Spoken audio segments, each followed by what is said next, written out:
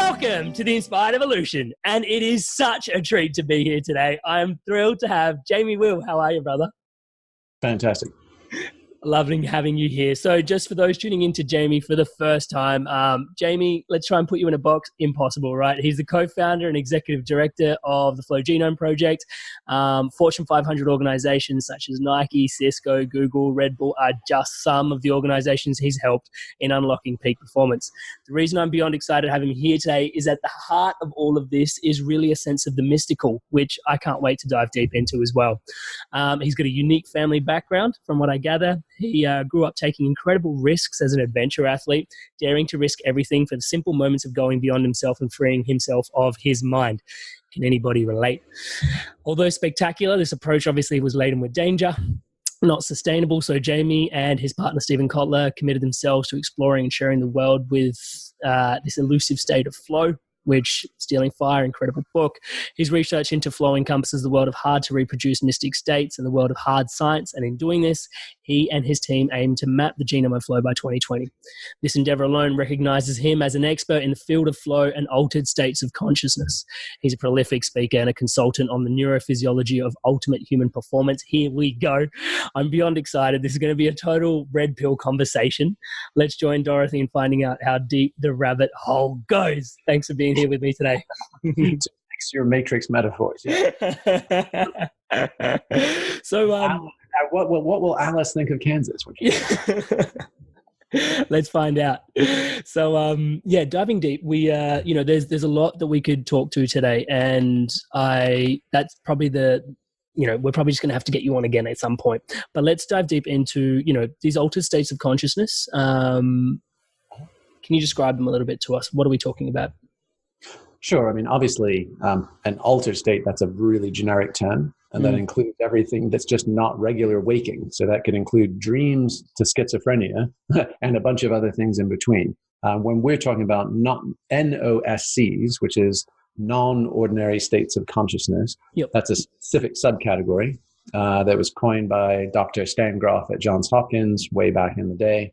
And it's specifically, like, as far as the content of Stealing Fire, the book I wrote about it, it includes meditative states, contemplative states, states brought on by smart technology, whether that's fMRI, electricity and magnetism to the brains and mind, psychedelic states, sexual states, kinetic or athletic or artistic states. So basically all the positive non-ordinary states that you can think of that seem to share an awful lot underneath the hood of the mechanisms of action, what's happening in our bodies and brains to get us there. Incredible. And so there's plenty of, we can jump online and we can see plenty of your work on flow, but we were having this conversation just before we started in terms of what is the net benefit? Why are we really showing up for ultimate human performance? Why are we really showing up to unlocking peak performance? What is the point behind, these states and going there? Getting lit, I think, is the technical term. Yeah.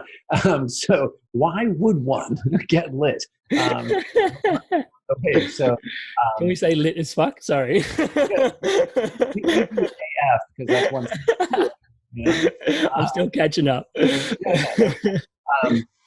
So actually, there's an Aussie mentor of mine, Dr. Roger Walsh, who wrote a really good book. He's both an MD and an anthropologist, and he wrote a fascinating book called The Soul of Shamanism.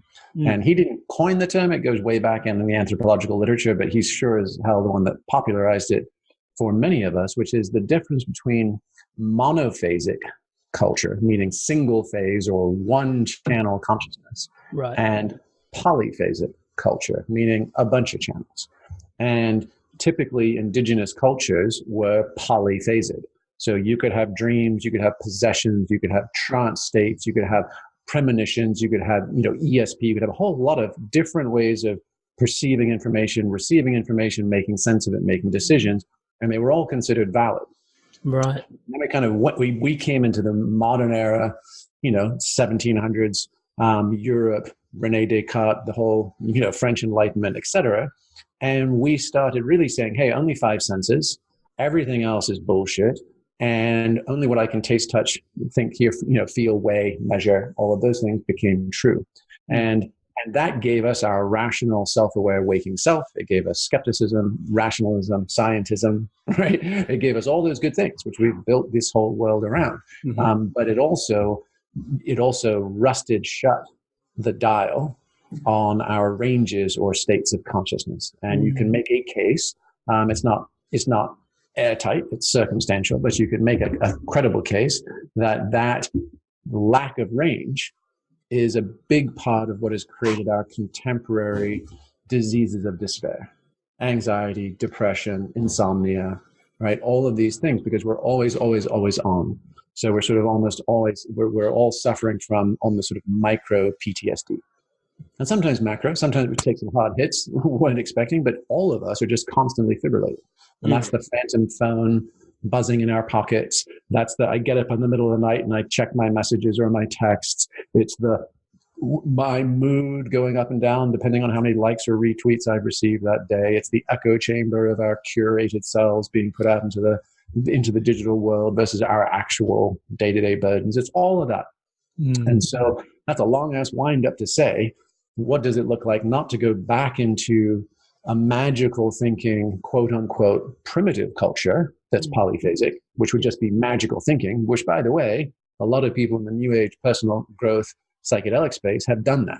They've gone from we're locked down one channel rationalists to open up all the channels, and I'm now getting downloads from the universe or my guardian angels, and there's no discernment, there's no judgment, there's no rigor. That's not any more helpful. The question is what is a post-conventional, meaning after the last 300-400 years, post-conventional polyphasic culture look like? How can we access these states? How can we actually increase our logic, our rigor, our discernment, not chuck them out the window? And how can we make use of these states, the information and the inspiration and potentially the healing they bring? And how can we use that to roll our collective project forward? It's a brilliant question. Do we have any answers to that? Well, I mean, I'm diving deep into it for my next book, which is what happens on the other side of the psychedelic renaissance, because that's getting a lot of press these days. There's a lot of breakthrough discoveries, approvals, progress in that whole world of bringing psychedelics into therapies and into the healing of trauma, and that's laudable, important work, and a lot of the science that's happening at Johns Hopkins, at Imperial College in London, various other kind of leading edge research institutions is also doing bang up work, and those things are subject to regulatory capture. What one stroke of a grumpy minister's pen and it's game over. There's local rules and there's all these things, and so my curiosity has been, what are more open source and scalable ways that are anti-fragile, right? They can perpetuate and they can keep going so that people have more access. And the simplest is just, no surprises. It's just the things that are closest to evolutionary drivers are often the strongest.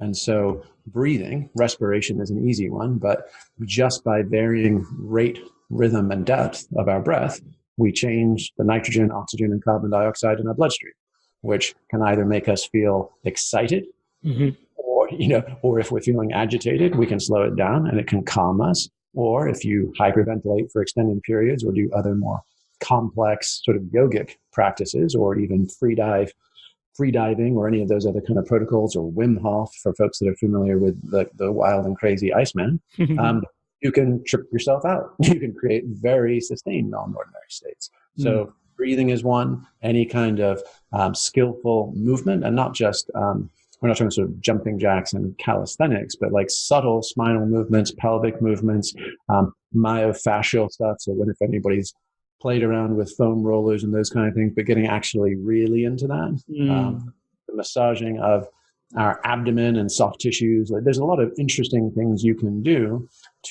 in conjunction with the breathing, in conjunction with the movement, crank really high quality, compelling music. So music is a long-standing human thing that shifts state via entrainment, via a bunch of other things.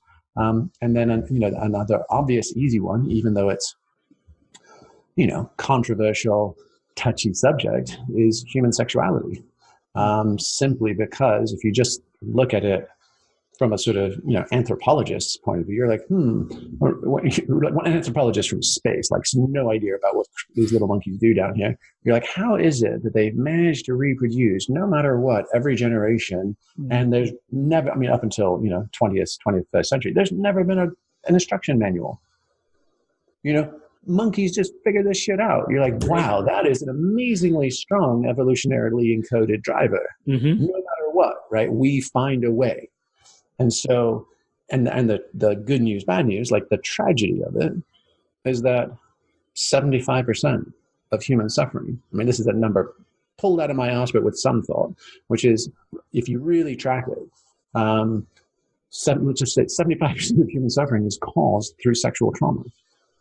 And whether that's unwanted children, of which that's nearly 50% of all kids born into the world were accidents, right? That Genghis Khan is represented in nearly 10% of Asia's DNA, which means, like, just think of the amount of war, conquest, rape that represents, right?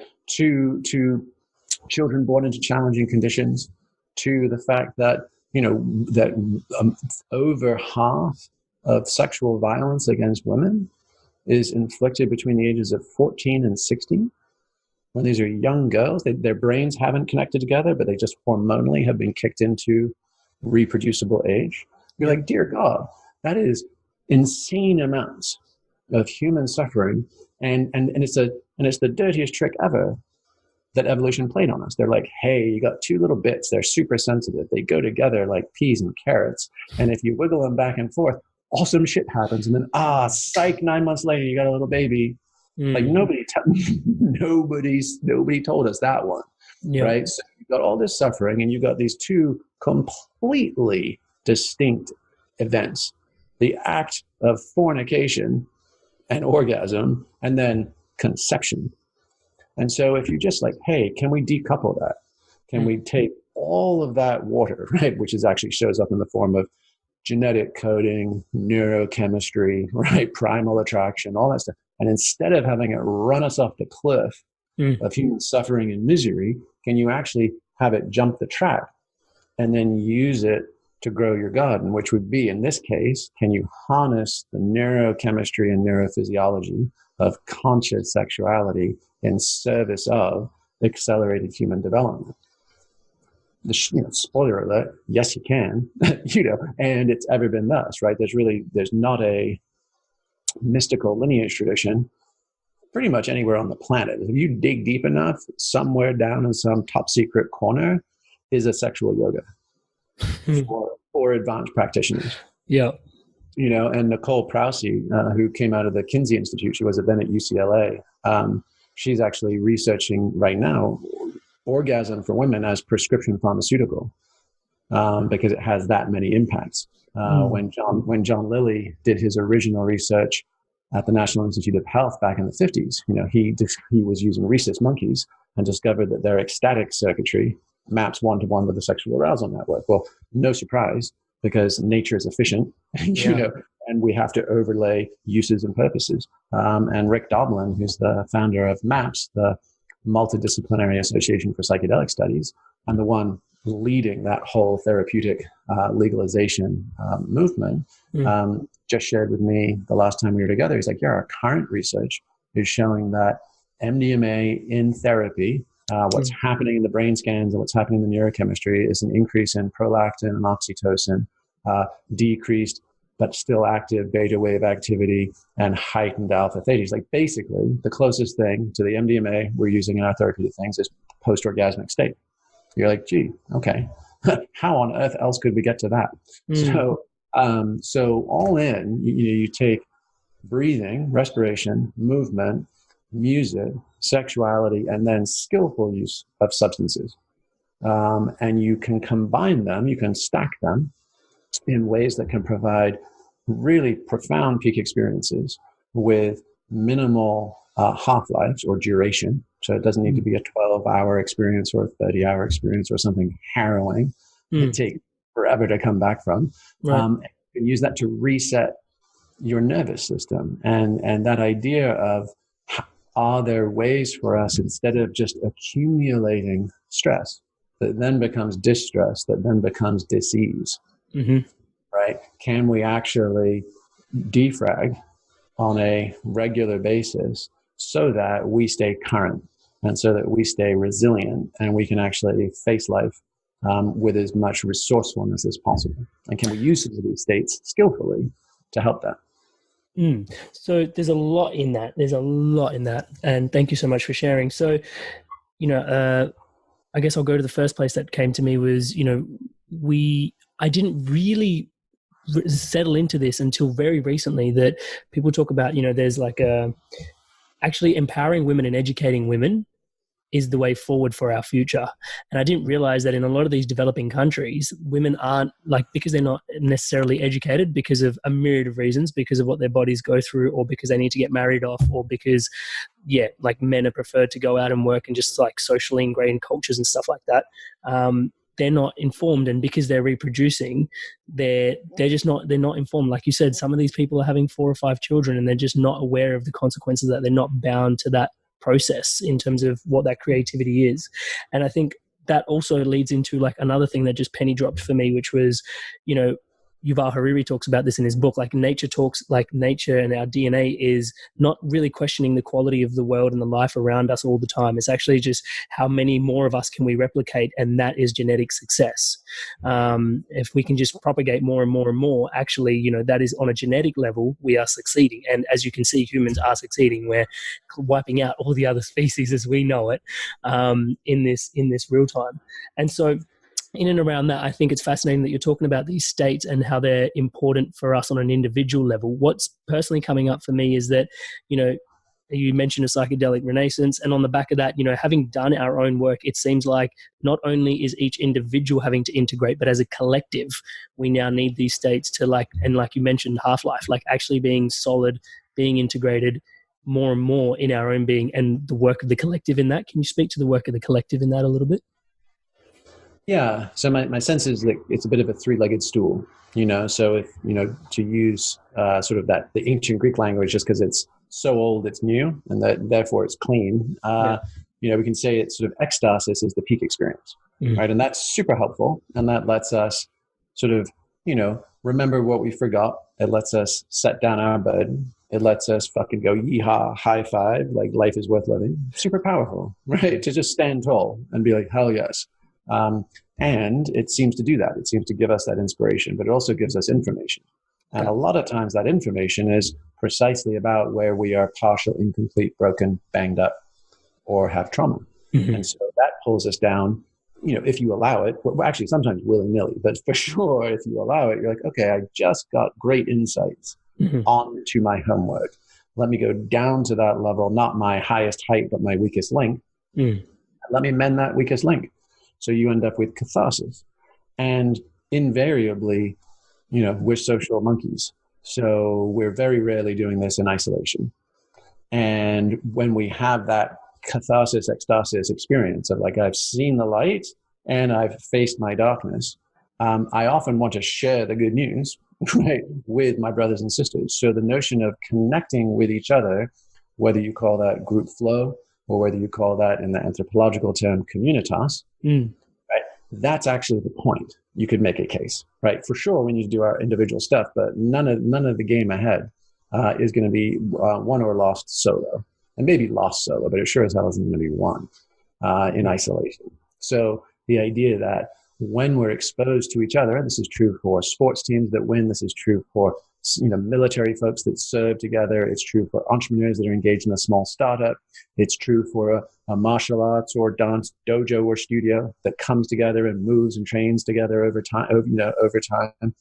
We connect and we connect with the people that we share those deep experiences with, and that increases trust. And again, back to that MDMA cross-section, prolactin, oxytocin, serotonin, there's a neurochemical cascade of safety, security, belonging, and connection. And when we can when we can bond deeply to create a reservoir of trust in those states, it allows us to do hard things together better. Wow. So what's coming up for me in this, and I'm going to give this a crack at asking it in the most clean way possible, is you're talking a lot about trust. And, I think in another talk that I've watched you give before as well, it's, there is this whole idea of feather and leather, like once you go do your spiritual work, you can end up in another egoic trap as well, right? But then there's that whole idea, and what I'm trying to speak to, here we go, is, okay, I've go and do my work, and these states of helping me work on my darkest corners, right? So I come down off the ecstasis and come down and like really work on like my little shadow piece, and I try to integrate that and make it whole. There are, and you said, like, we build trust of people that have gone into these deep states, that have worked on themselves with us and working as a collective. What about those pockets of community that then aren't necessarily doing that work? Like, what's coming up for me is, yes, there's, got my own spiritual practice, got my own meditative practice, but then there's this clear, like, butting of the heads when you meet someone that hasn't necessarily got a similar practice or even a similar awareness. They don't necessarily have to have the same practice, but these deep states that you talk about, how does the corporate banker that has no interest in meditation or altered or these deep states then integrate as a collective? Like, how do we build that trust? Or is it just a matter of everybody to experience their own deep state to really understand that there's work to be done? Yeah, I mean, that's a great question.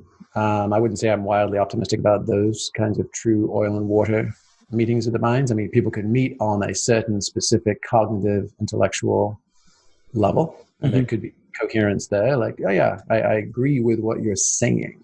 Whether or not I trust you in a knife fight is another thing. Entirely. And so that there are a number. I mean, Bob Marley 101, right? Who feels it knows it, Lord.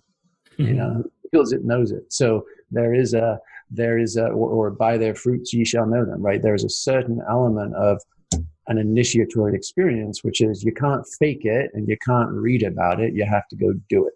And unless or until you have stepped through that threshold, you basically aren't trustworthy to be able to hold sacred or significant or whatever else, that which is disclosed on the other side. So that's why one of the things I'm most curious about right now is, how do we create open source scalable techniques for self-initiation so that as many people as possible can wake each other up? And we go, hey, you nearly forgot. Thank God. Thanks for waking me up. Oh my gosh. And now I can return the favor. And now we suddenly have cascades. Like, what are we here to do? I don't know what I'm here to do. I remember now.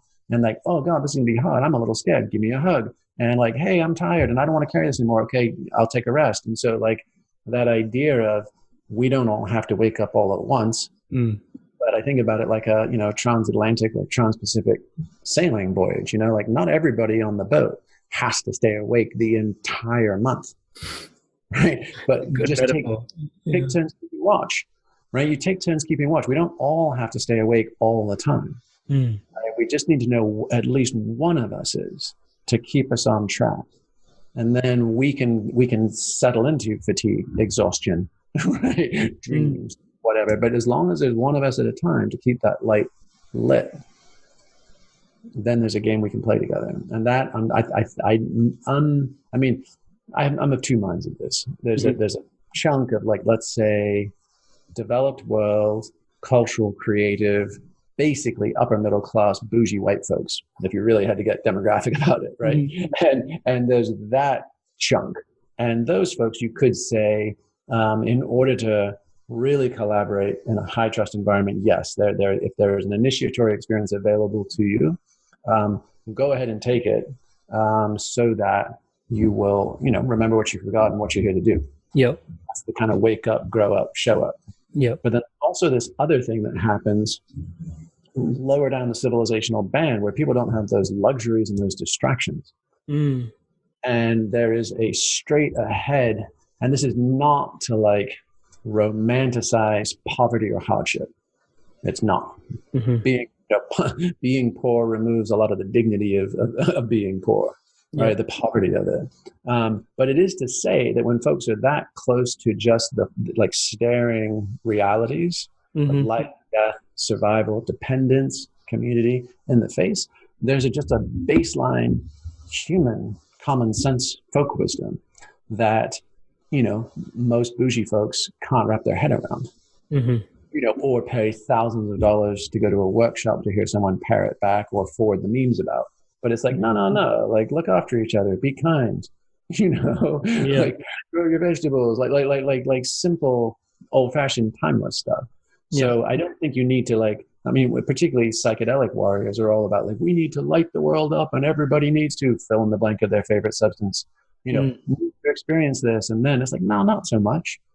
A whole bunch of people just need clean drinking water and a patch of land to do their homestead garden and a shop that their kids will have a future better than this. Like that is what most humans have ever wanted. They don't give a shit who sits on the Iron Throne. They never have. They're just like, just let us be and give us a shot. We're resilient creatures. We don't need complex metaphysics. Those are nice to haves, but not has to haves. Yeah, I think it's fascinating that you mentioned that because there is a shift coming from the metaphysical though, right? Like more and more people tuning into their metaphysical selves is what's bringing this. But I appreciate what you're saying in that these growing up with the Indian culture in me, it was never lost on me that, some of the happiest people were the ones that, they wore the brightest saris, but they were the ones that were living in the slums, and they were the happiest and because they were interfacing with life on life's terms on its level. And the ones that, especially in a country like India, like the commerce and just the raucous of that, they were the most miserable ones, so there is definitely, I can relate to or identify what you're saying as being a truth for myself at the very least in terms of that relationship with life and, the wisdom in there. But it seems also for that other demographic that there is this metaphysical shift coming in that is, like an awareness being lynched open. And I really respect the work that you're doing, as you know, just trying to open source and like the greatest leverage being consciousness. That is absolutely phenomenal. What does that look like in terms of, you mentioned the word homegrown humans, what does that really mean to you? Yeah, I think, and this, there are no simple answers for any of the stuff we're talking about. Of course, that's why we're having this conversation. Yeah, it's just there's not like good, bad, assets, cool kids. Yeah. Like it's everybody's trying their best, and we're getting a handful of things right. We're buggering up more than we should, I think. But there's several things. One is my integrated sense would be like, how do we do this? Is that it's a combination of peak experience, healing, and connection. And that's the wheel of our life. We're forever, like you can come in through each door, different people come in through different doors. So if people have come in through addiction, right, and recovery, right, they come in through catharsis. They come in like, I'm broken, or they've had a near-death experience. They've survived cancer. They've experienced a bankruptcy or a divorce. Like life has just beaten them open. Yep. And then they maybe out of that, they find fellow travelers who have shared their pain and burden. And they're like, oh, I used to think I was by myself. I had shame around this. Now I found my group, my community. And then the combination of those two things, then they shoot up to their peak experience, right? I'm home, right? I found my tribe. I found my people. Other people might come in through the peak experience. They have some breakthrough epiphany through meditation, dumb, happy luck, psychedelics, you name it, accidental sexuality, you name it. They're like, holy smokes, what was that?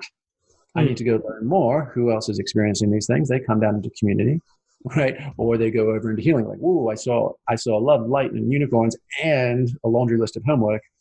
Better get cracking on that.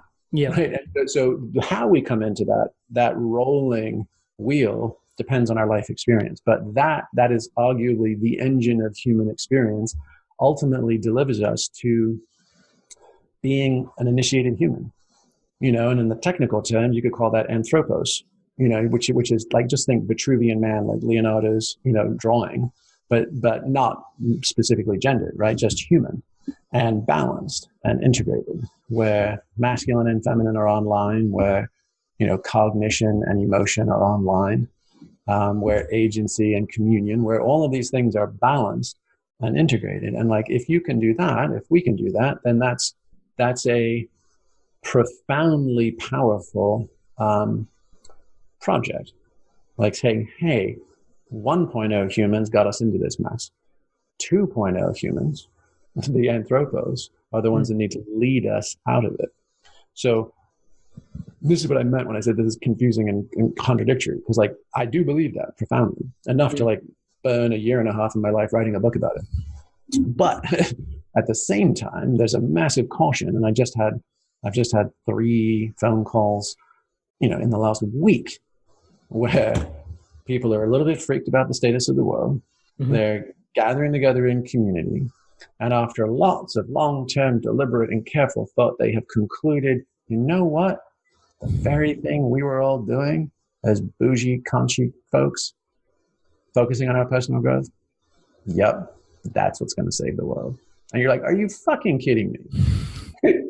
Like, how self-serving a circular argument does that one have to turn out to be? Not, I'm going to sell my house and go and work in a soup kitchen in the slums. Never that. They're always like, you know what?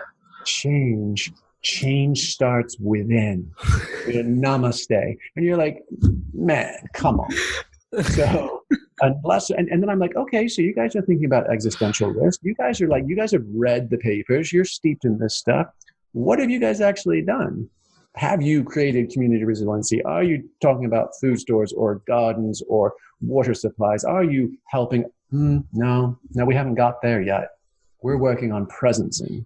And you're like, man, that's Mike Tyson. Like everybody's got a plan until you get hit. And I think that's something that the quote unquote consciousness community is just wildly asked deluded about. Because if I talk to former special operations military guys, if I talk to lots of my friends and colleagues in the mountain guiding, surf rescue, wilderness medicine space, like people out there in the sharp end of life, if you talk to permaculture experts and farmers, not a single one of those people, those communities of practice will go, you know what? I think the most important thing we could do right now is sit in a circle and talk about our feelings. Not fucking one of them.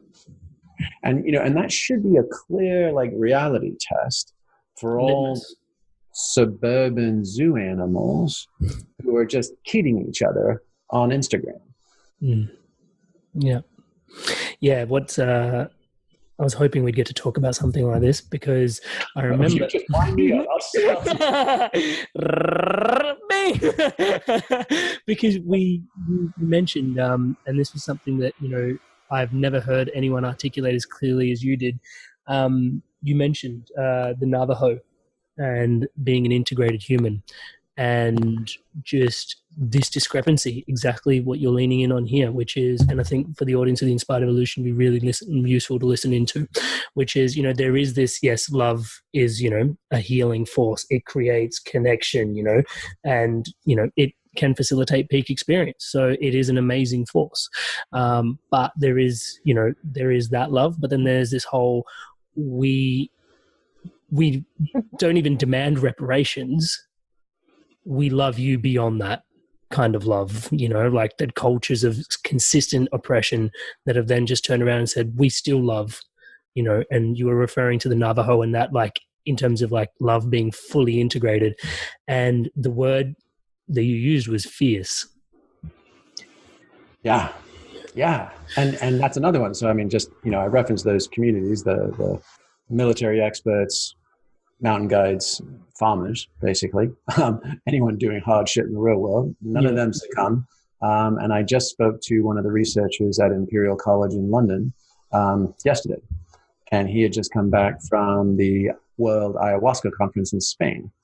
And he had a really interesting point that just kind of double stamped this one on the forehead, which was that, I noticed a complete divide between the Westerners coming up to speak about ayahuasca, and it was kind of evenly split between MAPS style, here's therapeutic and research potentials, totally worthwhile and noble.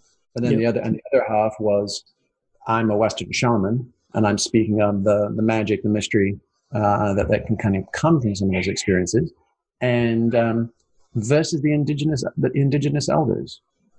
And every single indigenous elder that came up to speak wasn't talking about the pretty lights, wasn't talking about guardian angels, wasn't talking about neurochemistry. They were talking about deforestation. They were talking about oil companies, hired gangs, kids starving. They were talking about their communities in crisis and their ecology in crisis. And their term for all of the psychedelic tourists is white vampires. That folks are coming down into that space with little to no sphere of concern extending beyond them having their epiphany.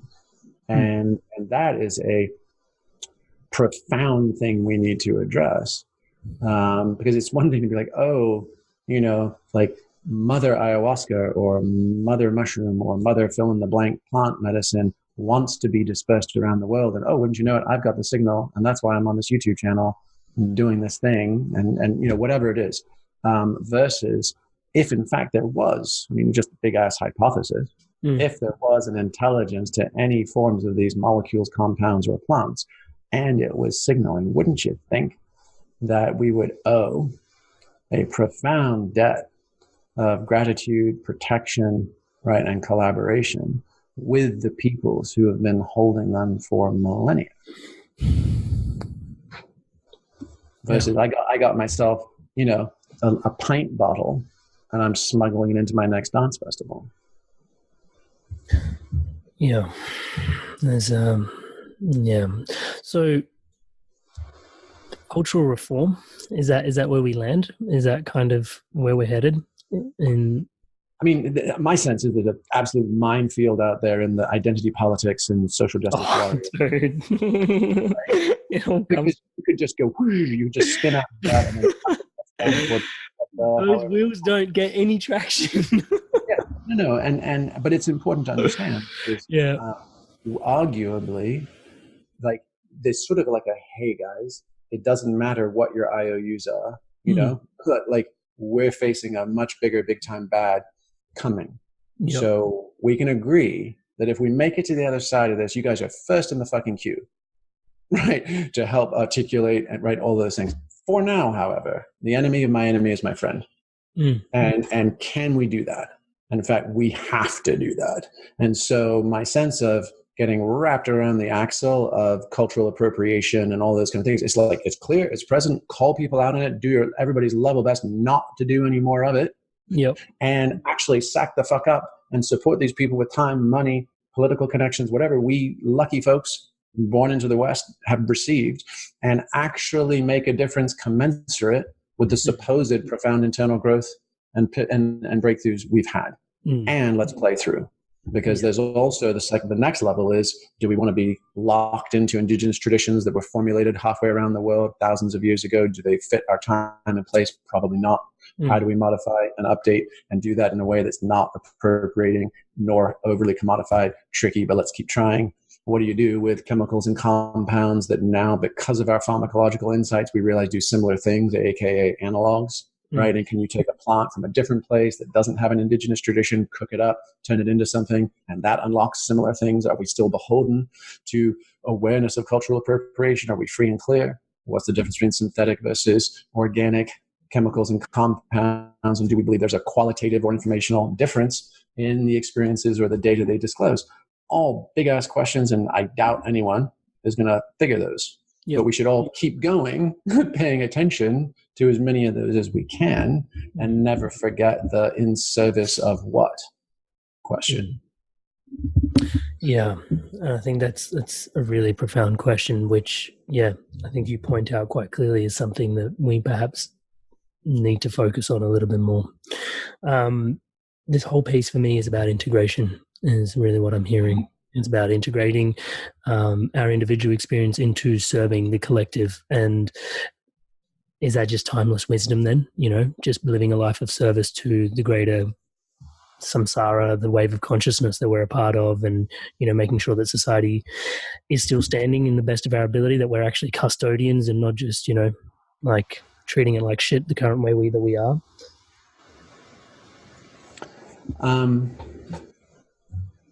Yeah, I mean, you say, is that timeless wisdom? Yes, it is. And we're also, I've used that term, deconditioned zoo animals, but like that plus fragmented, hyper-individualistic consumer identities. So we're all of those things.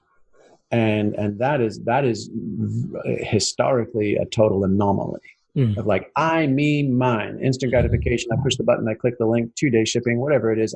I, me, mine. Like, we have actually been programmed into becoming probably the hungriest ghosts that have ever lived, as far as all seeking that which we crave and it never fulfilling us, right? So the challenge with the psychedelic community, the personal growth community, is like, how do we deprogram ourselves at a rate we can handle to get through all that layer of socially defined identity to get back to our true humanity, and then ideally without suffering a breakdown, no longer being able to hold a job, pay my rent, etc. Because you take that layer off of all the prompts and all the sugar pills and everything else, and like you're like, what the fuck illusion have I been living in? So how do you disillusion ourselves at a rate we can handle, get down to bedrock, our core humanity? Don't try and bypass or co-opt in the middle layer, because the number of people who are like, oh my gosh, I had an ego death experience, I can't wait for my next Instagram post or my next workshop or my next rollout, and you're like, oh fuck, you stopped halfway. Now you're worse than anything. You're a Sith, right? You're a baby Sith, right, who knows more than you should and hasn't clarified or purified your reason why. So what you said about, timeless wisdom, hell yes, it's timeless wisdom. But that doesn't mean that it doesn't need to be dusted off and put back up in floodlights. Never forget, this is what we're here for. You mentioned the Navajo, like one of their neighbors, the Hopi in the Taos Pueblo, have a beautiful expression like the grandmothers would always use to deflate any puffed up warriors who were talking too much shit. They're like, yep, and does it grow corn? Does it grow corn, homie? Like, otherwise, if it is not adding to life and sustenance, it's fucking words. I love that. So I'm going to go into another prickly space here with you. So yes, peak experience, healing, connection, and everything we're talking about in terms of this integration. Then there are clear social structures. Maybe we put them in place. I'm not sure if we did or if someone else did. But there is resistance to us accessing connection in many ways. We just talked about our echo chambers. There is resistance to us accessing our healing. It's socially weird for us to go and do some of these things that we need to go do in order to, be open to these multivariant dimensions that, you've spoken about, that perhaps, went beyond our limited range to move through the things that we need to move through. And a lot of these peak experiences, outside of, adventure sports, you've even touched on some of them, are, not readily available to us. There seems to be some sort of opposition to us accessing, this integrated self. Is that a reflection of our inner self, in your humble opinion? Or is it is that a grander machine at work? Well, I think you have to name who the adversary here is, because you were describing forces at work, and they seem like they ranged from our own hesitance or resistance to be intimate with each other with what almost sounded like social structural things. Yeah. So, name your bad guy, and then I'll tell you what I think of him. Right. So I think the question for me is culture. The bad guy being culture as a blanket for addressing that all of those fit into, in terms of, we've got, the culture of the corporate machine, the way that it is, not asking me to make sure that, lacking my connection, all the media, the advertising that then insulates me from within that, the expectation of, not even just some people not even having the time to access their own healing, just being on the hamster wheel. You can't get down, rest, like you said, who's at the wheel of that ship, giving me the moment to rest and recharge. It seems like what we've built at the moment doesn't necessarily facilitate us from a cultural level, perhaps in the West more so, but from what my limited awareness, the East is rapidly trying to follow up with the West. Whenever you visit China or India, these countries are, just steam training as hard as they can to mimic the same culture, and it's intense. It's actually depressing to be around. But yeah, I feel like there is this opposition. Is that, in your opinion, engineered to be that way so that people don't necessarily wake up? Or is that a reflection of, or maybe it's both, our inner self going, we're not ready to interface with the awakened state. And that's why we're not really stepping into that, like what is beyond that and those resistance forces. Yeah, I mean, that's an infinite question, you know? What is keeping us from stepping into our highest and fullest potential? First fork in the road is, did we have it and then we lost it, or is it ahead of us and we need to keep going? Yeah, you know, that's a fundamental like philosophical divide right there. You know, I would err on the side of, other than exceptionally rare pockets of small groups of humans over fairly short periods of time, we haven't really ever got there in a sustainable, scalable way, because life is fucking hard. And the luxury of having all of our baseline needs met, safety, security, belonging, civil rights, private property, throw in democracy in a market full of more than we can imagine, right? A rare and recent thing where we're just not busting our ass until sun up to sundown, quite literally, and just glad to make a go of it. Diseases of abundance. So, I mean, if you think, if I think, oh, my dad was uptight and didn't have access to his emotions, I'm like, yeah, I lived through the Depression and World War II. Like, what were those hits they took? And just at some point, you forget where to go back to unpack them. You're just like, it's just me, I limp. And so love and compassion and respect for our ancestors, I think, is one level necessary and true. Like, it didn't have to be a raging bonfire that they invited us to. All it had to be was a spark. And, like, they carried it through gales and storms, and they got it to us. So if we have the blessing and the privilege of waking up in our lifetimes, then everything is redeemed in the unfolding. There's and my mommy and daddy didn't love me enough, and I was so wounded that we lived in a flat top trailer instead of a fucking big house like my friends, and I always wanted a swimming pool. You're like, yep, and you got here. Love keeps no record of wrong. So there's that side to it. But then there's also the side of, like, and weirdly, 20th century capitalism created this mutation of human desire and actualization. So on the one hand, everybody wakes up and says, what is that better world our hearts know is possible? And they're like, here, all this tacky, cheesy ass shit made in China, and you want it, and you want it, and you want it. And it's just this, like, this puke algorithm of consumptive plastic. And we're being conditioned and primed to try and live on this stuff, but now we realize it doesn't have any nutrients. And so that, to me, is, relatively speaking, a historical fluke. I wouldn't pin that on human nature. I'd say that's rise of European powers, spread of, democratic capitalism, lucky shit, unlucky shit. That's like, you could roll the dice 1,000 more times and we wouldn't get that scenario playing in the simulation again. Okay. And as a result, people have to basically cease being hungry ghosts.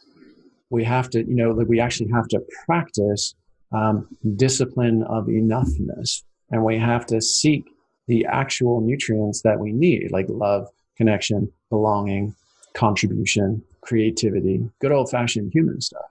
And that works. I mean, I just read a paper today that was like, hey, newsflash, people who have nature in their neighborhoods aren't as bummed out.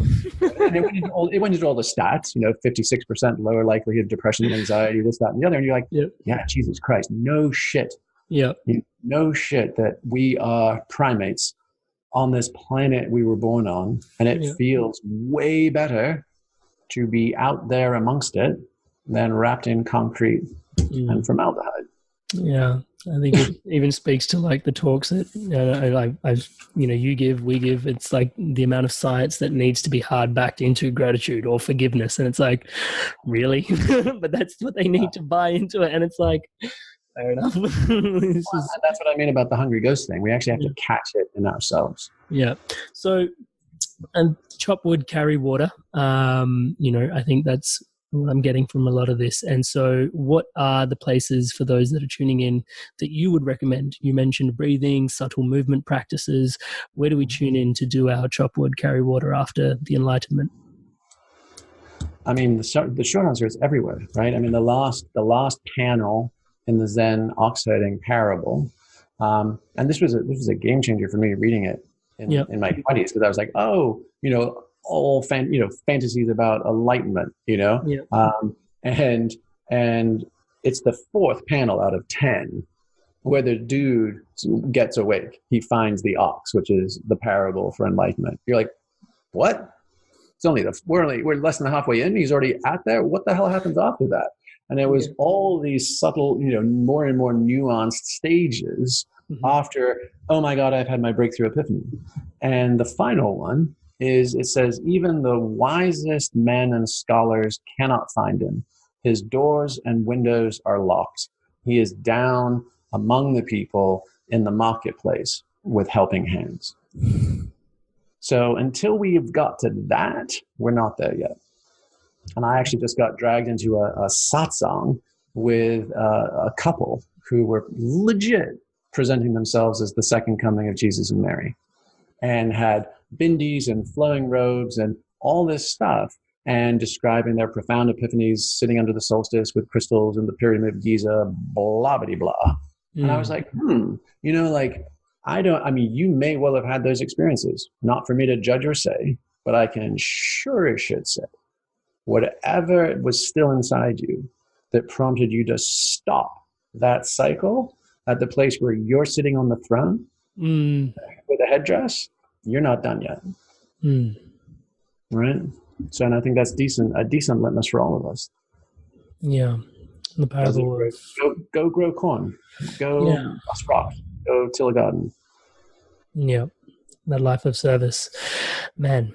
There is so much in that, and I genuinely feel like I could, pick your brain and talk to you forever. But I'm also mindful and honoring of the time. So, Jamie, is there just before we weave out, I do have one final question, but is there anything else you'd like to share for those that are tuning in? Well, I mean, literally, go do good things. We are anxious right now because we are perceiving, like animals before a tsunami, that there's a pressure wave coming, and our spidey senses are tingling. So the best antidote to anxiety and existential wondering right now is go help somebody less fortunate than you. That notion of 80-20 woke to broke. We get 80% of our catharsis and breakthroughs from the first 20% of our personal growth. After that, because that was so amazing, we then invest 80% of our time and money chasing our infinite perfectibility. And that, at this point in time in history, is unconscionable. Turn around and lend a hand to the less fortunate behind you. And that is how we get whole, right? That is how Dorothy does come back to Kansas, having checked out all the rabbit holes, and believe 5 impossible things before breakfast. And she realizes, oh shit, this broke-ass town I couldn't wait to get out of is home. Beautiful, brother. And for those tuning in, what's the best place to connect with the work? Flow Genome Project, I know, has its own website. Amazing work that you guys are doing. Is that the best place to touch base? Yeah, that's great. And you can find us on Facebook too at just Flow Genome. Perfect, brother. And my last question, and by no means my least question, is, beyond flow, beyond states, beyond the name, beyond the work that you do, who is Jamie? I am a guardian of the gate sent here from the future to usher as many good humans through this transition as we possibly can, with as much fun as we can while we do it. In my humble opinion, you do an amazing job. There was a long answer to that one, and there was a shorter answer. Brother, I really want to just take a moment to thank you for your time and energy here today, but also not just today, just the time and energy and the commitment it takes to show up, just the chopping wood, the carrying water that you've done in your life to be in the position that you are today, to be able to sit there and share so honestly, so truthfully, so vulnerably, so openly the stuff that, many people wouldn't dare to talk about in a public forum. I just really want to honor and acknowledge you for that. So thank you so much for your time and energy and space here today. Oh, dude. Sure thing, man. Be well. Thank you. Thank you guys so much for tuning in to the Love of the Inspired Evolution and sharing the Love of the Inspired Evolution. If you feel like this content has supported you or may support anyone else that may resonate with the content of it, please share away and share the love around. Thank you guys so much. And to stay up to date on whatever's coming out with the Inspired Evolution, please subscribe. There's all these links in the bio for you to tune into the episodes and all these different platforms, just so that message can get to you and your loved ones. Thank you so much for all your love and support. Stay inspired to evolve.